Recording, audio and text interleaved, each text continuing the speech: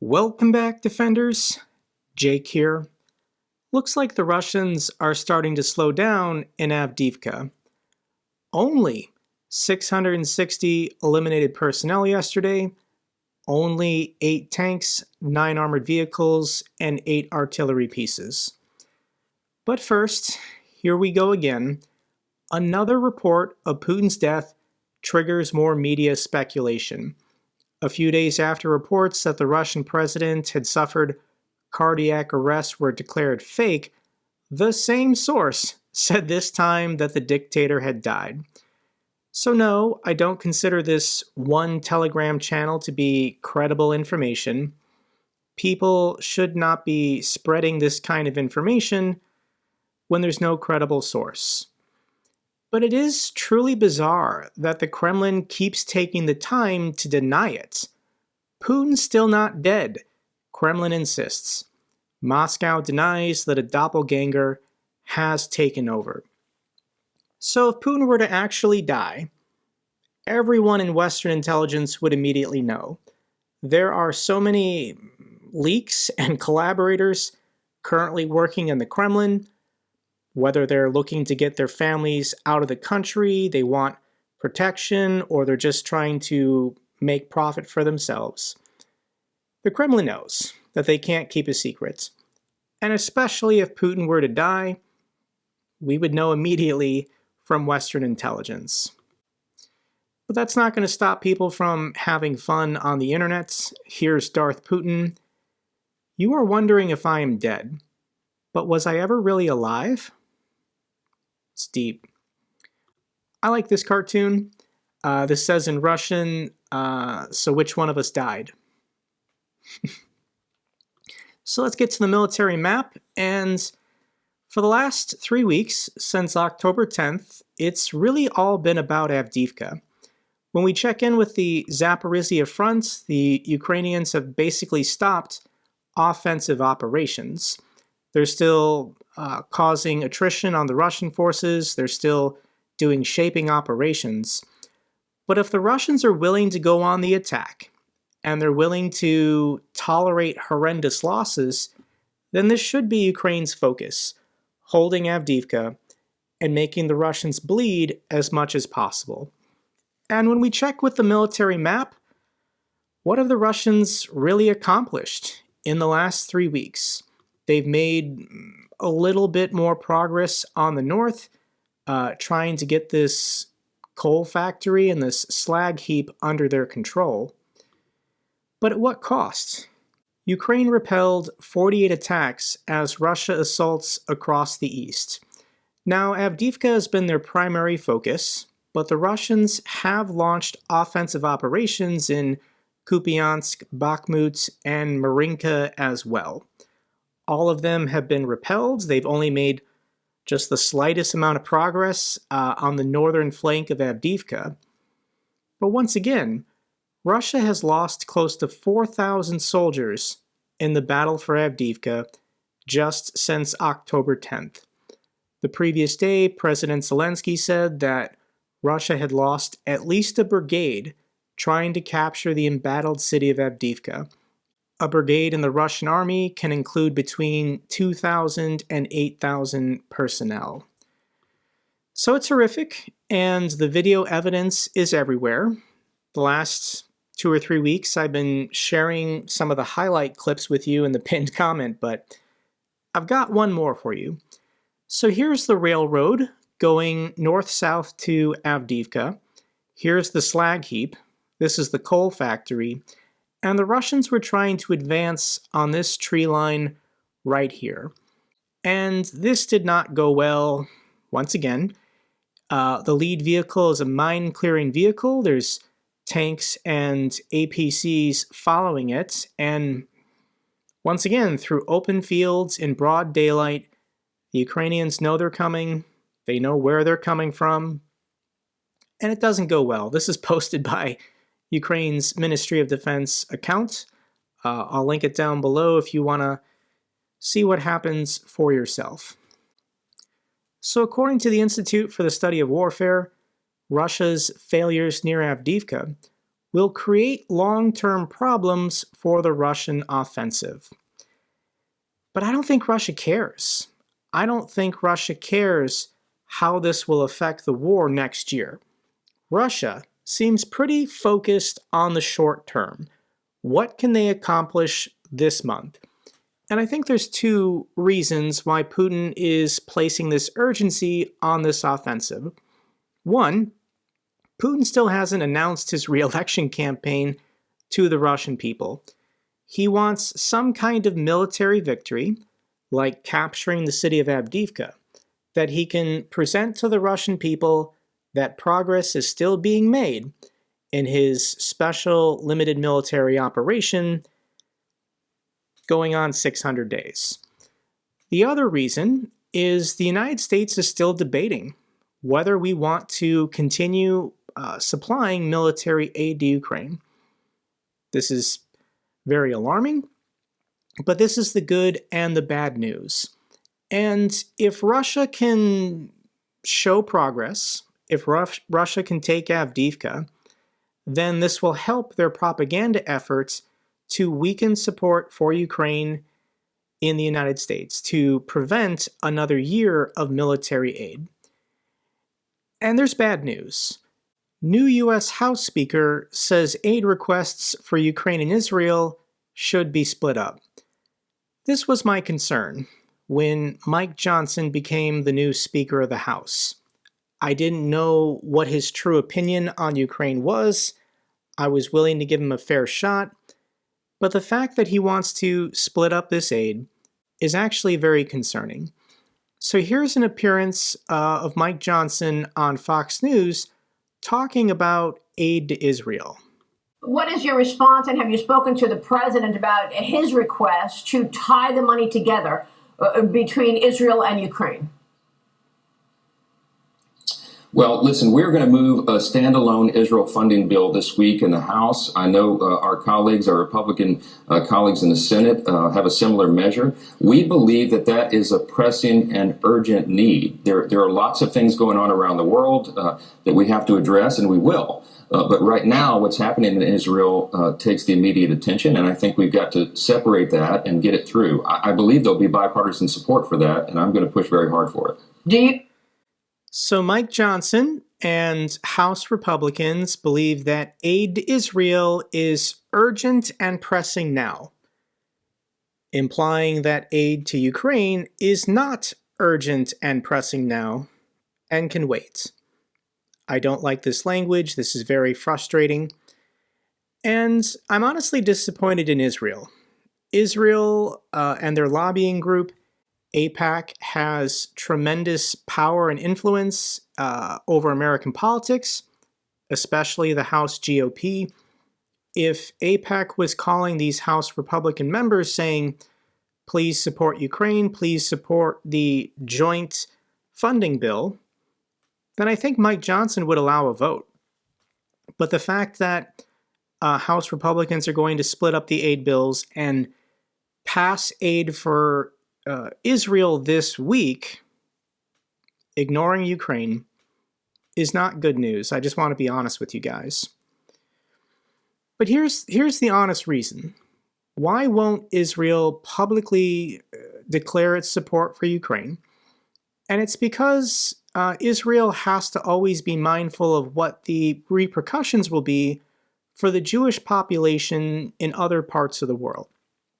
So if Israel the last 2 years had been publicly supporting Ukraine, if AIPAC was calling House GOP members to get them to pass military aid to Ukraine, the Russians would know this, and there would be tremendous persecution against the Jewish population inside of Russia. So given what's going on in the Middle East currently, there's already tension between the millions of Russian Muslims living inside the Russian Federation and the Jewish population of Russia. So this video, I'll link it down below, shows an angry mob in Dagestan that gathered outside this hotel just on the rumor that a Jewish family was staying in this hotel. These are all Russian citizens. But this Muslim crowd in Dagestan, just on the rumor that a Jewish family was staying in this hotel, they wanted to find this Jewish family and lynch them. This is the world we currently live in. These are the problems that the government of Israel has to consider. In my opinion, if you're Jewish and still living in Russia, you should have gotten out a year ago, but now's the second best time. You need to get out of Russia. It's not going to be safe for you going forward. So here is Mike Johnson saying the right things, but I'll explain why this is actually Russian disinformation. Can't allow Vladimir Putin to prevail in Ukraine because I don't believe it would stop there, and it would probably encourage and empower China to perhaps make a move on Taiwan. We have these concerns. We're not going to abandon them, but we have a responsibility, a stewardship responsibility over the precious treasure of the American people, and we have to make sure that the White House is providing the people with some accountability for the dollars. So Mike Johnson is willing to say that Vladimir Putin's a bad guy, and we have to support Ukraine. And if Russia wins, this will embolden Iran, this will embolden China. He's saying the right things, but then he caps it with Russian propaganda, saying, we need accountability for the money. The aid we're sending to Ukraine, there's no accountability. Ukraine is a corrupt country, they're going to steal all this aid, not use it to fight the war.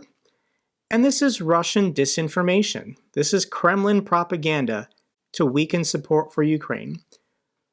Most of the aid to Ukraine is spent in the United States.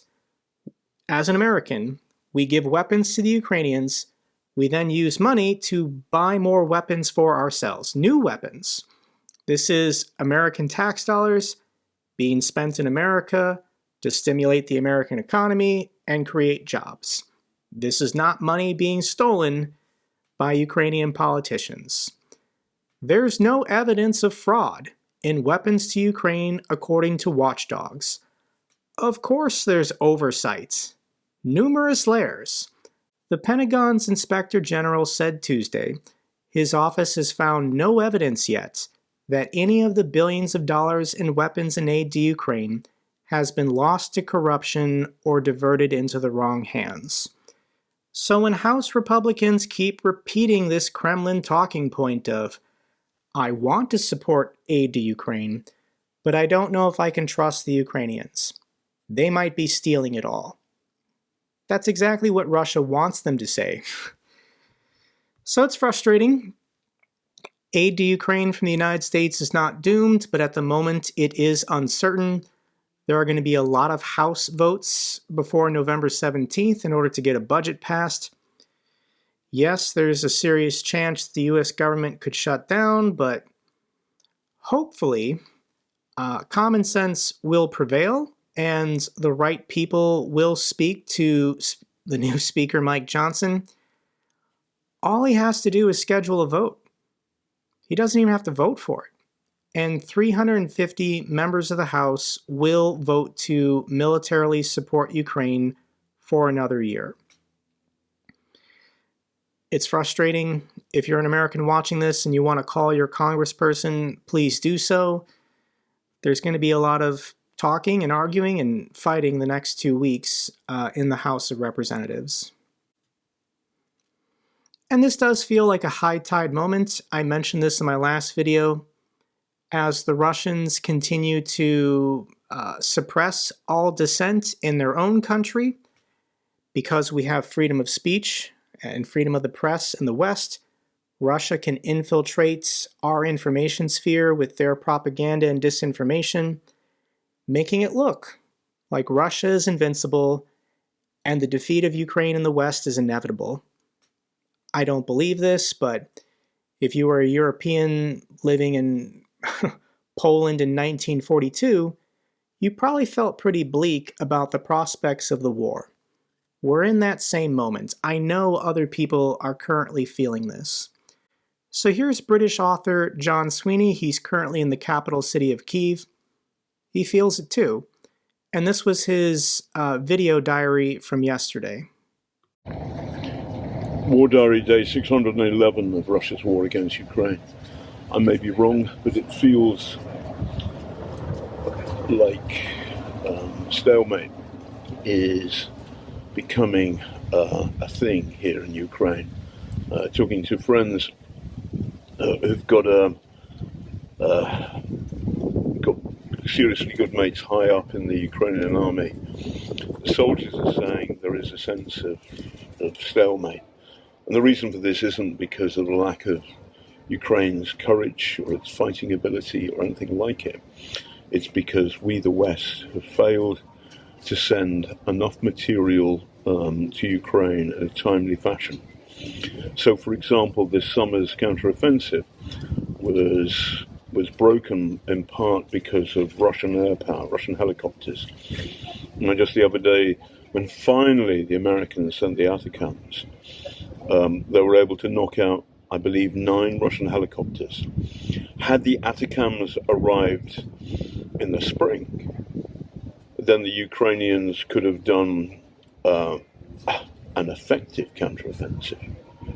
Instead, an awful lot of Ukrainian blood has been lost. And for why?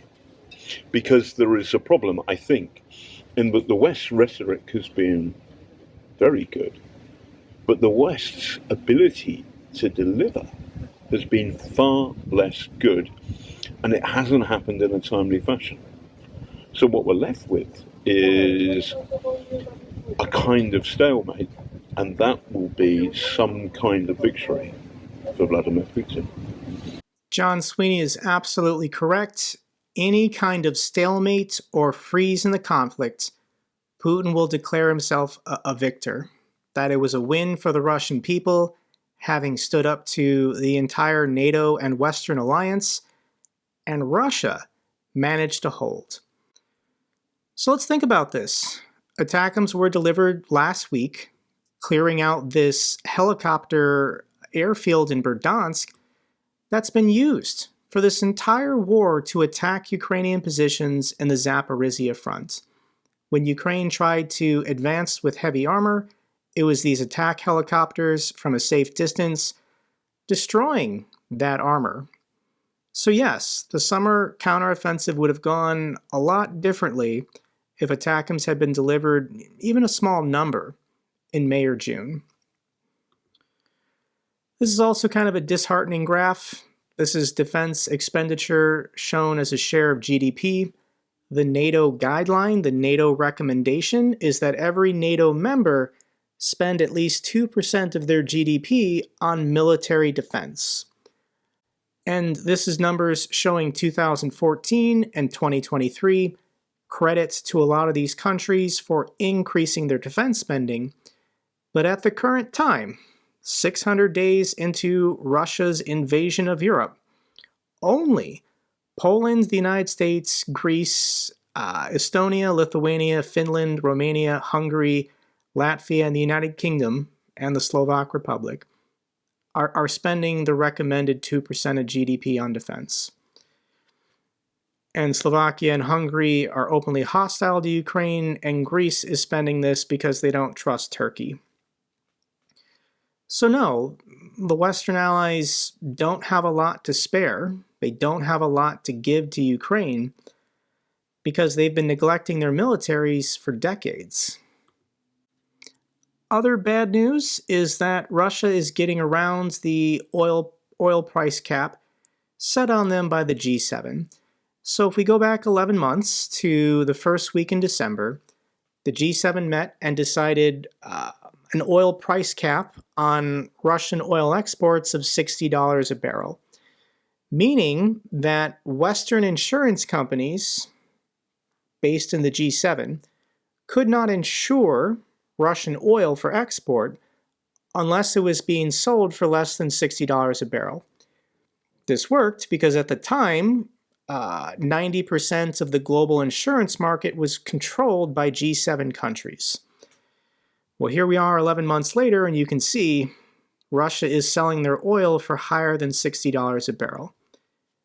We did say 90%, so there's this other 10% of insurance companies that are now partnering with Russia. It took them some time to free up their clientele to exclusively service the Russians. But yes, Russia is now getting around the oil price cap, which is helping with their deficit problems. Russia's economy is still not great. I don't think anyone in Russia is happy about where the direction of their household budget has been going the last 600 days. Russia hikes interest rates to 15% amid soaring inflation. Russia's budget deficit narrows in September as revenues recover. So Russia is still running budget deficits, eating into their currency reserves, about $300 billion going back to February of last year. But how is this possible? How is Russia still making a decent amount of money every month on their exports? And it's because the US economy is still raging hot. This isn't getting a lot of attention, but I'm going to mention it in this video. US GDP grew at 4.9% year over year, better than expected. This is insane. I mean, for an advanced modern economy, for the United States to be growing GDP by 4.9%, I mean, these are like China numbers. So what's happening in the United States is we have full employment, everyone's working, everyone's spending money, and this is still causing high demand for global energy and raw commodities. The biggest source in the world of energy and raw commodities combined, unfortunately, is still Russia, and they're still earning top dollar for all of their exports. If there is a global slowdown, and there is a recession in the United States, it will hit Russia the hardest, and this could happen in 2024, so we'll keep monitoring the numbers. Now, despite Russia still having the money to pay for this war, they're still really bad at fighting this war. Russia is executing soldiers who refuse orders. Evidence of so-called barrier units tasked with shooting retreating soldiers first appeared in March of this year, a practice the US says is continuing. So I've seen the interviews with Russian POWs who are now in Ukrainian custody, admitting that this is now a common practice in the Russian military. So this is National Security spokesperson John Kirby speaking. We have information that the Russian military has actually been executing soldiers for refusing to follow orders. We also have information that the Russian commanders are threatening to execute entire units if they seek to retreat from Ukrainian artillery fire. It's reprehensible. So this is the Red Army of the Stalinist era. Either victory or death, retreat will not be tolerated. It doesn't matter if they're getting the proper training, the proper supplies, the proper support. Nobody in Russia's government cares if their soldiers live or die. All they care about is expanding the borders of their empire. We haven't talked much about the Hon Front for the last couple weeks. The Ukrainians have been successfully conducting these cross-river raids. So the city of Kherson is just over here. Here's the remains of the Novokakhovka Dam up here, and yes, this area is a weak point for the Russians. They don't have proper defense lines built, they don't have everything mined. Of all the fronts Russia is currently trying to defend, they probably do value Kherson the lowest. So can Ukraine successfully establish a bridgehead and get meaningful amounts of men and equipment across the river? It's possible. Maybe this winter, if there's a deep freeze of the river, we could see something interesting occur. But for the most part, I think Ukraine is doing this just to divert the Russians' attention and their resources away from Zaporizhia, away from the Donbass region, but a successful raid is still a successful raid. This could potentially be good news. President Biden and President Xi agree on a meeting next month. So next month in November, there's going to be the Asia-Pacific Economic Cooperation Summit. Both President Biden and President Xi will be in attendance, and it looks like President Xi wants to meet and wants to talk to President Biden about something. We don't really know what China's true opinion on this war in Ukraine is. I'm sure President Xi is pretty annoyed with Putin's ineptitude and his inability to even capture the entirety of the Donbass region, given how much self-promotion and bluster the Russians have been selling to the Chinese for the last 20 years. And this is a cryptic move that I don't think anyone in the West really understands, but China ousts defense minister after a 2-month absence. So this Chinese defense minister went missing, hadn't been seen or heard from for 2 months, and finally President Xi announced his removal. Why was he removed? I mean, if he was the Chinese military's top guy, he must have been doing something right. Publicly, President Xi is accusing him of corruption.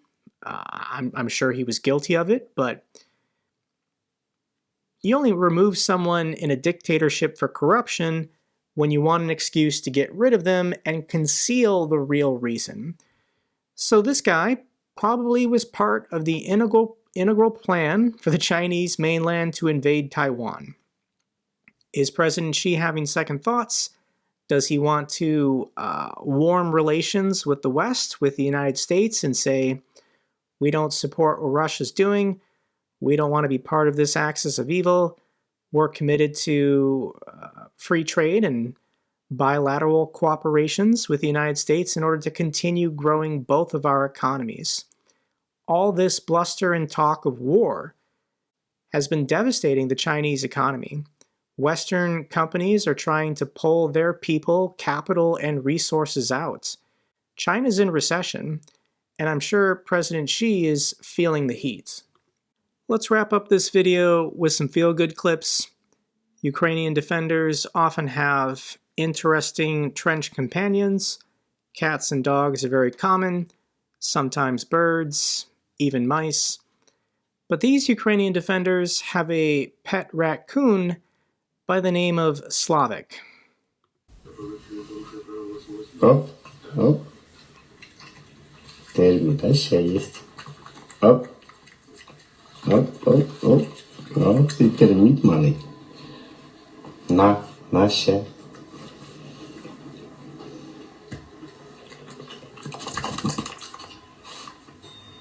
Хвата. He is adorable. Final clip I have for you is a moment caught on camera by this Ukrainian defender.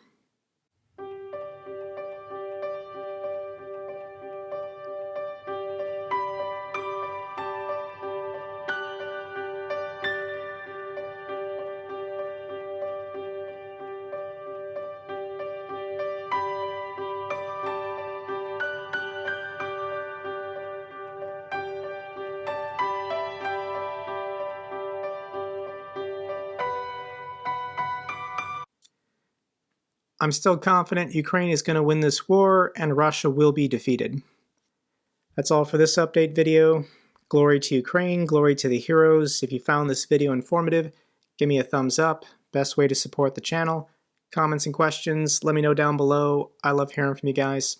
Till the next video, keep defending the truth, keep defending democracy.